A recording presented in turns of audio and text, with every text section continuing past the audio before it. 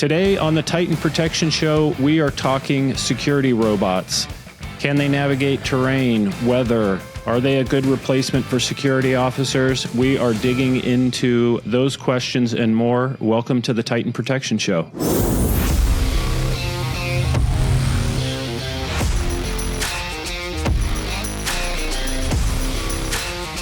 Welcome to the Titan Protection Show. I am Ryan Smith and excited to introduce today's guest, Tal Turner, Vice President of SP Robotics. Tal, how are you, sir? I am good, Ryan Smith. Good to see your face. You as well. Great chatting with you. I appreciate you coming on and excited to talk today. I know we're talking security and robots, something that is dear to my heart. So I appreciate you coming on. And for the folks out there, give us a little bit of background on you and how did it come that you're at SP Robotics, and a little bit about the role that you fill there. Sure. Thanks, Ryan. SP Robotics is not a startup. In fact, we get that question often when people are inquiring about security, surveillance, and ground-based robotics. Are you a startup? And our answer is no. We've been operating quietly and humbly globally for over 10 years with two things in mind: AI, science, and surveillance and navigation. But the company is operational in all parts of the world, and we've been around commercially in the USA for the last 3.5 years. That's awesome. And the focus being on outdoor protection and robotics. Is that a fair assessment? Yes, we really believe the mission in life for SP Robotics is outdoor, all terrain, all weather, and the largest perimeters possible. So, Ryan, our real goal in life is to protect the larger critical infrastructure sites out there. Okay, great. And tell me a little bit, when we dig into, and you all are definitely at the forefront of this space. I mean, robots and security, it's something that gets talked about a lot. And with AI and everything else, we're starting to see this kind of physical and digital world mixed together. And I'm a firm believer, let technology work well and where it shines and people, and how do we, be more efficient with what we're doing. So as we're seeing this all come together now, what stands out to me and kind of what seems to be prevalent is the technology is coming together to make this a reality. We've talked about robots. There's been movies and different things for years. And now it's kind of, we're living in a time that it's actually happening. So talk to us a little bit about what technology pieces have come together to make this a viable service. How does this work? Tell us a little bit about how the robots do their thing. Sure. The robots, again, very interesting and unique, we believe, in the industry, Ryan, in that the robots were designed from day one, literally coming out of the barn, being born into the wild, for surveillance first, security first. We think that's a very unique model, where other application platforms, whether it be drones or robots, Ryan, were designed to do many things robotics first, where we turned it on its end and started with the premise: how can we be ground-based systems based with the mission in life on security? So we started the system with navigation in mind and avoidance of other objects as the primary role for robots in the wild, in the field. The surveillance side of it is built in. So the AI science behind it, we're running NVIDIA is the application that we stood behind for many years. So we're a veteran with NVIDIA for, I would say, over 5 years. And even more important, we're running thermal cameras, and we're running them in 360-degree panoramic. We're running 6 cameras and many computers inside. But we think this package is all designed to work in an ecosystem and symphony together. That's awesome. So the robots are patrolling around, and it sounds like there's a couple things that are important. One, the navigation. How are they moving around without hitting things? And then kind of the AI piece of, okay, now it's what sorts of things is it detecting? Talk a little bit about, think of the parking lot application. How is it know not to go in front of a vehicle or watch out for moving vehicles? How does it, that navigation piece keep it from obstacles, but then also how does it chart its way around what areas does it need to patrol? Sure. Great question, Ryan. The answer at in the highest level is that we're using eyes and we're using acoustic ears. But what we're really doing is at distance, whether it be 10 yards to 5 yards or even very precise close measurements, we're seeing an object at distance and staying away from it, or slowing down and stopping and asking the human for directions of what to do next. So once again, this system is designed to be completely autonomous, but it is running a navigation stack, and we're running what's called as computer vision. So we have eyes in the front and the back and the sides of the system to see itself in 360, to understand its environment, and to make decisions to slow down and stop for safety first, to mitigate any danger to two things: humans or vehicles. So we will stop and make a coordinated decision with a human in the loop, we call it, which could be you or me at a control center, or you could literally be on your phone and have the robot asking, what do you want me to do next? Or the robot, with seeing an object, can do many things basing on the client's theories, that it can go back to home if it's not certain what to do and the human in the loop cannot be contacted. It will essentially go back to its base charging station. But the safety and the object avoidance we're famous for, with minimal occurrences of hitting objects, walls, or things like that. Nice. And what size of property can it handle? And talk a little bit about how long can it patrol? You know, you mentioned the base and the charging of that. I would imagine as it's moving around, that's an important piece of, you know, how long can it stay out there, and then how long does it take to charge? Well, now you're asking the questions that are true to our heart, and we're really proud of this to tell you that we're quietly and humbly operating around 10 to 12 hour, Ryan, runtime on one charge. Wow. 10 to 12 hours in the field on one charge, we think, is a huge advantage in the robotics industry. The secondary thing is that we are going to be moving to two things. We're going to be moving to a charging station, Ryan, that is solar driven. So you plug this into your garage. We've made it so simple and wonderful to install that you don't have to worry about special power for the charging station to light the system up to go back into the field.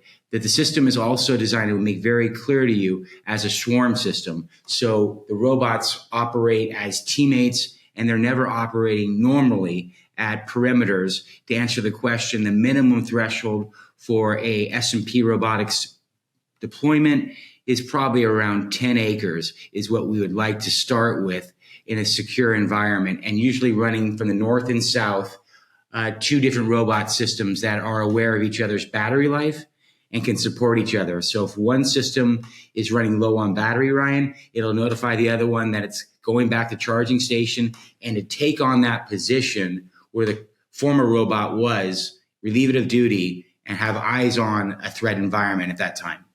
Nice. No, that's that swarming capability, and that was going to be one of my follow-up questions, was how do they work together and kind of go from there. So that's interesting and helpful. How, from a charging perspective, we get 12 hours out of the robot patrolling. How long does it take to charge to get that robot back out in the field? Normally for us, it's basically a 2-hour window, but we have many customers, Ryan. It's an interesting question of these mission theater operations, and what these operations sometimes entail is they go back more often. So they don't go to a full charge, and you never want to, as you know, in any business for batteries, you never want to charge it fully to the hilt, to the top. But these systems are designed to go back whenever the customer wants them to be ready to go 12 hours from any point in the field. They can go back within 2 hours, charge for 20 minutes, and go back on station into full mission operations. Nice. And how are you seeing this? Are you seeing this as a service that replaces security officers, augments, complement? How are you seeing that translate in the real world, as far as are most of your customers saying we want to replace these security officers? Do they complement them? How does that usually work? Ryan, it's the top of mind question in the industry that we deal with every hour of every day. And the answer we give to some of the leading edge companies that need this technology for large perimeters is this is a true force multiplier in the model, in that it is working in direct symphony with a human guard, providing situational awareness in real time in very poor weather and circumstances, where you don't essentially need to have a human guard on station. Snow, dirt, sand, mud, very, very difficult challenges with terrain. Put the robot out there in the field and let it work and give forward intelligence so a human asset can go investigate if needed. The other thing we're very, very good at is solving the problem of false alarms and being able to investigate a false alarm, which we believe is an ROI, a return on investment, to a security posture for a large company that has so many false alarms a day that they legally many times have to have a human currently go investigate that false alarm. So being a force multiplier, the guard can say, I don't need to go. I don't think that's a real threat, but we need to double check. Let the robot go first and have eyes on that, verify it, send me a message to my phone or a live feed. I can yes or no it and move on into my business of the day. Now, that's well said, and I would totally agree. I mean, I think the application dictates a lot of that, and I think layers of security are very important. Of how do we put all those together? I could see this being a scenario where, maybe we can reduce the guard footprint, either reduce officers or maybe have a patrol presence to respond or do something like that. But let's let the robot do 90% of the work and bring that needle from the haystack and say, hey, we've got something here, whether it be an audio detection or something that it's seeing on the thermal camera or the color camera, then raising that to the human to then take action, whether that's talking through it. Brings up an interesting point, Ryan. You're onto the subject where we're having these systems really move into the position within a security organization or an end user. So it's whether a security partner that we're working with or the actual end user, where they have a fleet of security vehicles already, whether it be golf carts or trucks. We fit into that line item very easily as a new asset to bring on into that vehicle fleet, if that makes sense. Yeah, absolutely. No, that's a great point. You talked a little bit too about weather conditions, and that was one of my questions, was what will ground the robot? What are there conditions where it can't operate in? No, at this point, I'm comfortable to tell you that weather, snow, of course, just like any vehicle, at some certain point, depending on the slope up and down of what we're dealing with, Ryan, it will be a challenge, and we're pushing the limits. And the robot will be aware, eventually very aware of the weather, and not even come out of its charging station if it's too severe, flooding, for instance, or real high snow. But we've really run the system in the Middle East to Australia to Europe in the most extreme conditions. I think we're very known for not being afraid of the elements. The cap on these is under non-disclosure, but we can bring on the most serious elements, and we challenge our customers to bring us the most serious elements. Interesting. There's you guys have certainly been an innovator and a leader in that space, and I know there's a couple others out there. I think some of the challenges we've seen have been terrain, and that's where I really think of you guys, of how that's weather and terrain, and having a rugged system that can operate within a couple inches of snow or a little bit of water. I agree, the flooding, and there's certain scenarios where it just absolutely isn't going to happen, but was one of the things I was impressed by with your all's product. Well, Ryan, one of the things we really take pride upon is understanding where to install the base station, the charging system. That could be compromised by weather. If it's blocked by water, flooding, or too deep of snow or sands covering it, those are challenges that humans must come in and basically dust off, literally, the system or snow, replace it, scrape it, and make the system ready, or if it ices over. But those are human conditions that you have to deal with, the same as you would with the security patrol vehicle. Yeah, no, absolutely.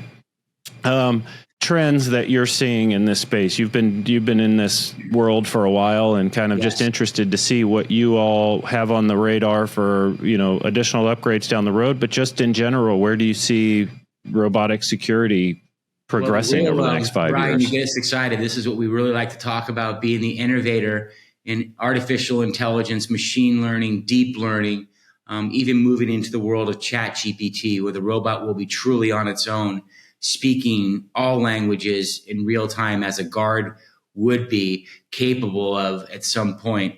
But the system is really holy grail for us, is designed on the premise of integration and integration, which means we have taken at S&P the basic fact that our clients and our security partners know their internal systems, their video management system, their sensor systems, their perimeter defense systems, the triggers on gates.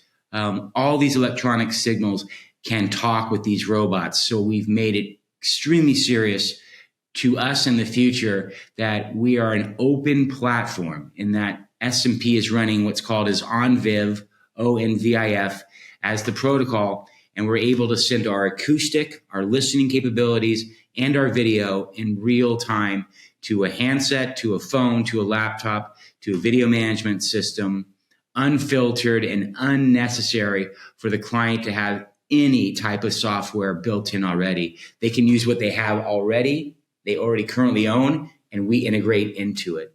We are moving into the future, exciting. We can't talk about it too much, but into the capabilities of true artificial intelligence, the open AI model, where these robots in the field in a large perimeter could be asked serious questions.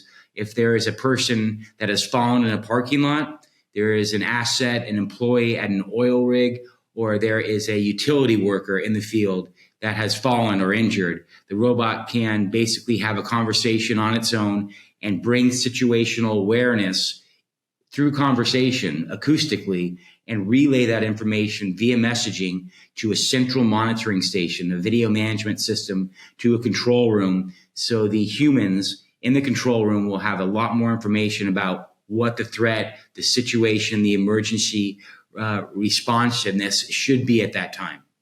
Interesting. No, that's that. Thank you for sharing that, and certainly understand there's some of the roadmap that you want to protect. But when you talk about integrations, does that work also where the different sensors that the customer has can trigger the drone to take action? Meaning maybe an analytic camera somewhere detects something and can say, "Hey, robot, come check this out." Yes. In fact, we're hopefully going to be able to share more of this to the general market, not under strict non-disclosure and privacy. But yes, our goal in life is to integrate with airborne sensors, even things, Ryan, we're currently speaking with radar companies, and we're speaking with companies that are also very interested in the sensing capabilities, which means the robot should be also able in real time to collect air quality. How is the air in the area? We can collect information about that, and then gas detection, and then electronic signal detection. We can sense if a solar system might be down, or very importantly, working with physical security and health, safety, and environment, HSE, we can solve a model where if the robot is not really surveilling or is not needed in daytime operations because there's no threats notified, during day operations, it can do inspection mode and inspect electrical and gas leaks. Interesting. You've talked about audio a couple times. Is there audio out? Meaning if we see a threat, are we able to talk through and do an audio intervention through the robot? Yes, it is talk up, talk down, two-way communications like your Nextel old phones. It is absolutely capable of full communication, and it can go either recorded messaging, Ryan, which means you could have missions where at the north side of a large facility, it will automatically warn of a threat and tell the threat you're being watched by live camera, you're being categorized into a library, and local authorities are on its way. It can also listen. I'm Ryan Smith. I'm in a parking lot. I fell. It's 3 a.m. I can't get up. Please notify local responders. I need help. Interesting. Yeah, that the audio piece, and you've talked a lot about, the command center and kind of the human in the loop type of aspect, and that's where we're really focused on is how do we, one, have high trained personnel that can respond in kind of the last mile scenario where let's let the technology tell us, what needs to be done, but still, somebody on the other end that can take action if needed. So that the audio piece for us in that environment is huge. We do a lot of audio interventions, and that's a very powerful deterrent, but also just the communication aspect. I think that's one thing when people think of robots, some of the thing out here is, well, what are they going to do, or what action can they take? And I think that's the big piece, is that, they have some detection capabilities, they have some response capabilities, but the audio and being able to, do 90% of the patrol work, but leave that final mile, for action. That's still a piece of the equation, but still very much part of the ecosystem of the robot. Yes. When we're talking about current deployments and, you're having a lot of customer conversations, you're kind of the tip of the spear for those types of things at S&P. Where are you seeing success? What's, where is it really shining right now? As far as actual deployments and customer conversations, what's your biggest market? Ryan, with the state of what's happening with current news and affairs, we see, and we have seen in the last few weeks, certainly an uptake in college campus protection, university education. We're getting serious interest from laboratory all the way to hospital, and I would say even federal protection. Our goal in life at the beginning was to protect the largest perimeters, but we see the threats now in closer environments. So college, even elementary school, and university police within the last month have been extremely interested in moving forward with this. And the true essence of this is a multinational corporation. If you have campuses or schools around the world, it actually works in tandem and can work from any position globally. So we have the advantage to do that.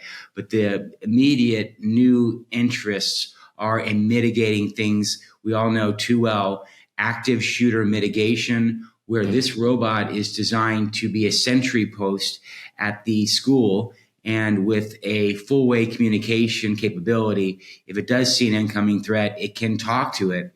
And even at some points, we'll have the capability to block a threat. Being a physical mobile robot, it could stop something by being preventative, saying, here I am, I'm monitoring the situation, I'm between the threat and the actual school itself. It can do a lot of things that we can get into in the future that would mitigate an incoming threat like that. That's great. No, thanks for sharing that. I wouldn't have thought the education side of things, but that makes a lot of sense. And I'd imagine your phone is ringing. So, when you are, if there's customers out there, businesses that have thought about this or kind of thinking about how could this fit in, what advice do you have for those folks that are thinking about maybe looking at robotics or kind of inserting this into their physical security plan or one of these layers? What kind of advice would you give folks that are just starting that journey?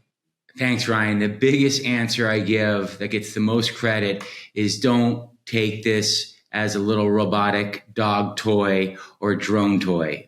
We get this 90% of the time. Oh, we just want to test this out. It's cute. It might be able to help. We are not in that mindset, Ryan. We're in the mindset that these systems are not for testing or proof of concept in the true essence of proofs of concepts. We do some testing for clients if they really want reassurance that the system is fully operational. But these are complete 100% production line models.